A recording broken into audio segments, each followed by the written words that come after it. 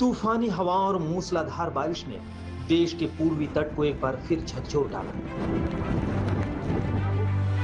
दम उखाड़ देने वाली तेज आंधी के आगे मकान, दुकान ताश के पत्तों की तरह ढह गए। दीवारें तरक गई, टीन छप्पर कागजों की तरह उड़ गए। भारी भरकम पेड़ जड़ से उखड़ गए। यास तूफान के आगे बिजली के खंभों की बिसात तो माचिस की तीली से भी कमतर नजर आई। बादल ऐसे टूटे कि चंद घंटों में ही गांव-गांव, शहर-शहर घुटनों तक पानी भर गया। तूफान के जोर से समंदर भी ऐसे उमड़ा जैसे बस्तियां निगल जाने पर आमादा हो। तबाही के इस मंजर के करीब 36 घंटे बाद आज प्रधानमंत्री नुकसान का जायजा लेने निकले हैं। पीएम मोदी ओडिशा और बंगाल में बैठ के कर रहे हैं, हवाई सर्वे कर रहे हैं और ये समझने की कोशिश कर रहे हैं कि तूफान के इस कहर की भरपाई कैसे की जाए।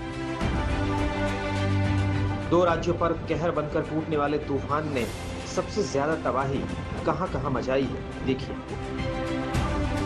पश्चिम बंगाल के करीब आधा दर्जन जिले यास तूफान की गिरफ्त में आए। इसमें पूर्वी मिदनापुर, पश्चिमी मिदनापुर, बांकुरा, दक्षिण 24 परगना और झारग्राम शामिल है।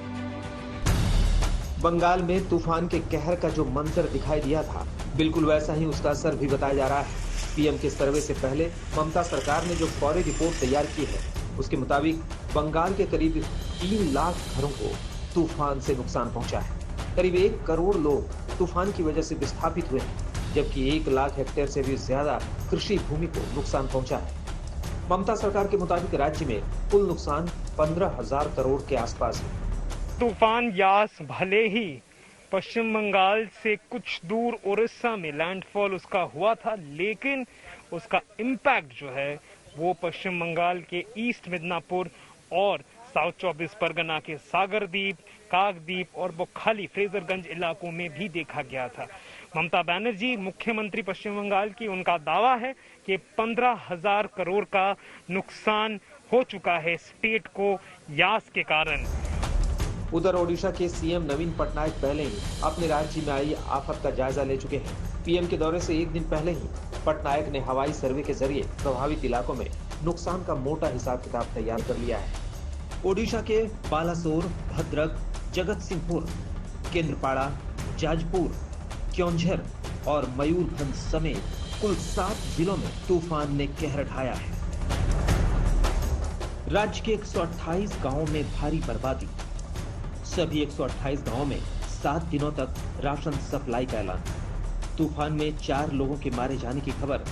करीब 6.5 लाख लोग सुरक्षित जगहों पर पहुंचाए गए। बहुत लोगों की जानें बची क्योंकि उड़ीसा सरकार ने लोगों को इवैक्यूएट किया था एक दिन पहले, और जो जाना जा रहा है कि बंगाल और उड़ीसा को मिला के 21 लाख लोगों को इवैक्यूएट किया गया था।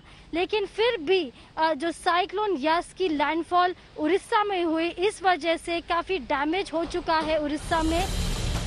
तूफान तो अब करीब करीब बीत चुका है, लेकिन इसकी तबाही के निशान दोनों राज्यों के चप्पे चप्पे पर नजर आ रहे हैं। ये तस्वीर तूफान के अगले दिन बंगाल की राजधानी कोलकाता की। बारिश थम जाने के बावजूद शहर की सड़कें लबालब रही। कई इलाकों में पानी अभी तक भरा है। कोलकाता से इंद्रजीत कुंडू और सूर्याकी रॉय के साथ आज तक ब्यूरो।